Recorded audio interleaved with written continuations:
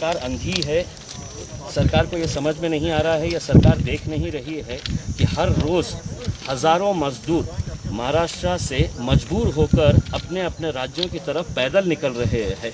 इस तपती धूप के अंदर छोटे छोटे बच्चों को लेकर बुज़ुर्ग लोग, नौजवान लड़के, ये लोग या तो साइकिल के ऊपर 1400, 1500, 1600 किलोमीटर का सफ़र तय करने के लिए ये लोग पैदल इस वजह से निकल रहे हैं कि इन्हें कोई सुविधा नहीं दी जा रही है। मैंने खुद ने prime minister's office, railway minister, railway department, इनको सबको ट्वीट के जरिए बार बार ये बताया था कि कई हजार मजदूर यहाँ पर फंसे हुए हैं करके। इसके बावजूद अगर ये घटना होती है, ये एक्सीडेंट होता है, तो ये एक्सीडेंट नहीं है, ये हत्या है। और इस हत्या के पीछे रेलवे डिपार्टमेंट के ऊपर हत्या का केस रजिस्टर होना चाहिए, प्राइम मिनिस्टर्स ऑफिस के ऊपर है तो रजिस्टर होना चाहिए। क्योंकि अगर आप सिविल एविएशन मिनिस्टर ये प्लानिंग कर सकते हैं कि 7 तारीख से लेकर 14 तारीख के बीच में इतने हज़ार हम मुसाफिरों को विदेशों से हम यहाँ पर हवाई जहाज़ के ज़रिए लेकर आएंगे, तो इन गरीबों को सड़कों के ऊपर क्यों छोड़ा गया है? मरने के लिए ही छोड़ा गया ना, कि मरने के बाद क्या होगा? इनकी कीमत लगा दी गई है। शिवराज सिंह चौहान साहब ने 5 लाख रुपये का घोषणा की है, महाराष्ट्र के मुख्यमंत्री ने 5 लाख रुपये की कंपनसेशन की घोषणा की है, यानी कि इनकी मौत की कीमत 5-5 लाख रुपये रहेगी। तुम मरो, हम तुमको 5-5 लाख रुपये देंगे करके। अब होगा यही कि रेलवे मिनिस्टर, प्रधानमंत्री है तो कुछ दुख जताएंगे कि मुझे बहुत अफसोस हुआ है करके। रेलवे मिनिस्टर कहेगा कि मैं एक इंक्वायरी करवा रहा हूं, और उसी इंक्वायरी का नतीजा है ये जितने अधिकारी यहाँ पर आए हुए हैं, ये सब के ऊपर हत्या का केस रजिस्टर होना चाहिए।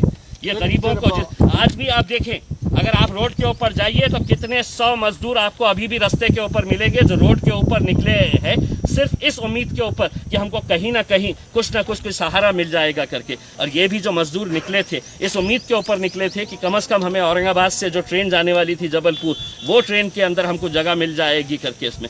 लेकिन क्या ये सरकार को दिख नहीं रहा है? हर रोज़ आप लोग ही दिखा रहे हैं, आपके चैनल के ऊपर ही दिखाया जा रहा है कि कैसे ये गरीब लोग सड़कों के ऊपर इतनी तपती धूप के अंदर 1400, 1500, 1600 किलोमीटर का सफ़र के तय करने के लिए निकले हुए हैं। तो मेरे हिसाब से मैं ये मानकर चलता हूँ कि ये एक्सीडेंट नहीं है, इसके ऊपर हत्या का केस रजिस्टर होना चाहिए। और तमाम दोषी लोग हैं जो इसको नज़रअंदाज कर रहे थे, जो विदेशों के अंदर रहने वाले हैं, वो पैसे वाले लोग हैं, तो उनको हवाई जहाज़ से लाने के लिए पूरी प्लानिंग की जा रही है कि कितने फ़्लाइट्स कहाँ से ऑपरेट होंगे करके। क्या ये अंधे हैं, इन्हें दिखता नहीं था कि इतने सारे मजदूर हैं, इन्हें रेलवे ऑपरेट करना चाहिए था? क्या ज़िला प्रशासन, सरकार ने क्या किया है? सिद्धार्थ साहब, सरकार ने ये किया था कि एक नोटिफिकेशन जारी किया और ये कहा कि इस ईमेल आईडी के ऊपर जितने भी मजदूर जाना चाहते हैं वो उस ईमेल आईडी के ऊपर है, तो आप अपना डिटेल्स अपलोड करिएगा, आपका आधार कार्ड अपलोड करिएगा, आपका मेडिकल सर्टिफिकेट अपलोड करिएगा। ये मजदूर जिनके पास ना स्मार्टफोन्स है, जिन्हें ना कंप्यूटर ऑपरेट करना आता है, ये मजदूर लोग ऑपरेट करे होते ऑनलाइन करके। कोई डॉक्टर है तो इन्हें सर्टिफिकेट देने के लिए तैयार नहीं था। और ऐसी हालत के अंदर आप कहते हैं कि नहीं, आपको अगर ट्रेन से जाना है, आपको सफ़र करना है, तो आप जाइए ऑनलाइन के ऊपर अप्लाई करिएगा, आधार कार्ड ले लीजिएगा उसमें।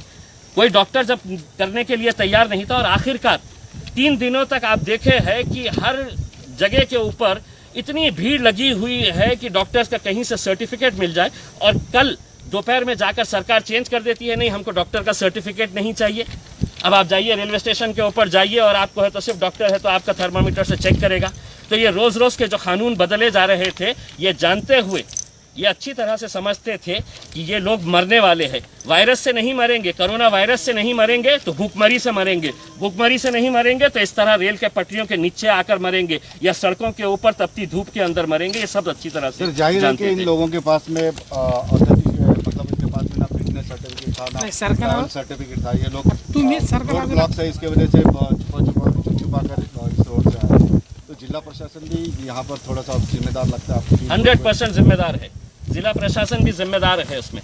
क्या ये सरकार की जिम्मेदारी नहीं है, प्रशासन की जिम्मेदारी नहीं है कि आप अपने कम से कम, महाराष्ट्र जो है वो हमारी संस्कृति नहीं है इस तरह से गरीबों को, इस तरह से हम लोग जो उनकी पीड़ा देखते हुए हम नज़रअंदाज करें करके।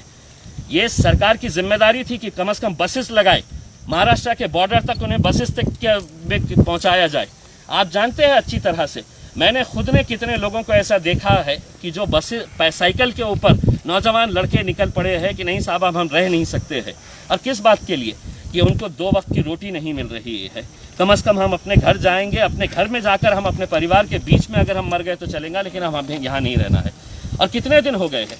कोई 2 दिन 4 दिन का अगर होता तो हमको भी समझ में आ गया होता, लेकिन अगर 1.5 महीने के ऊपर हो गया है और ये प्रशासन पूरी तरह से अगर इस तरह से इंतज़ार कर रहा था कि कितनी मौतें होगी करके। प्रधानमंत्री का बयान सुनिएगा, अफसोस हुआ है। प्रधानमंत्री को क्या दिखता नहीं है? प्रधानमंत्री टीवी देखते नहीं है क्या? ट्वीट्स पढ़ते नहीं है क्या?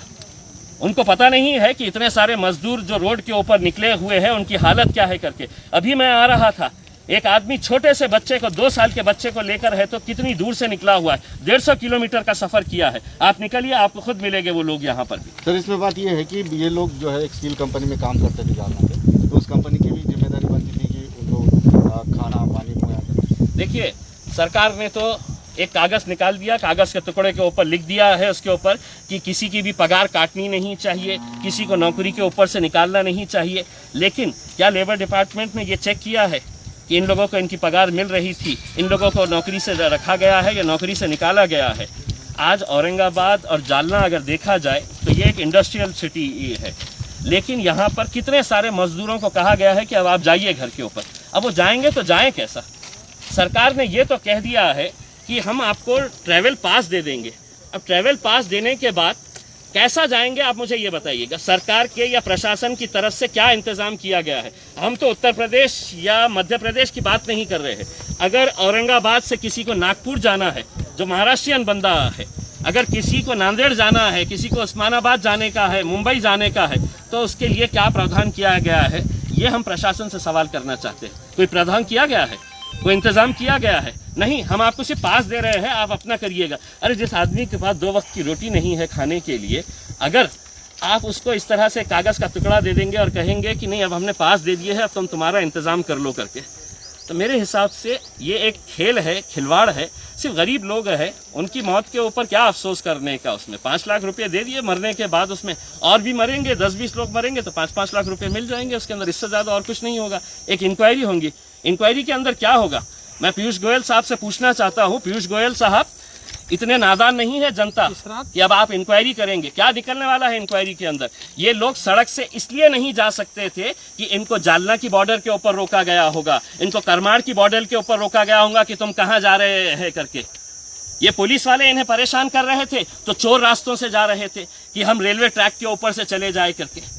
और यहाँ पर ये जो मौत का तांडव जो हुआ है, इसके लिए पूरा रेलवे डिपार्टमेंट भी उतना ही जिम्मेदार है जितना जिला प्रशासन है, और उतना ही प्राइम मिनिस्टर्स ऑफिस जिम्मेदार है। जो बातें तो बड़ी बड़ी करते हैं, लेकिन इस हत्या के दोषी अगर है तो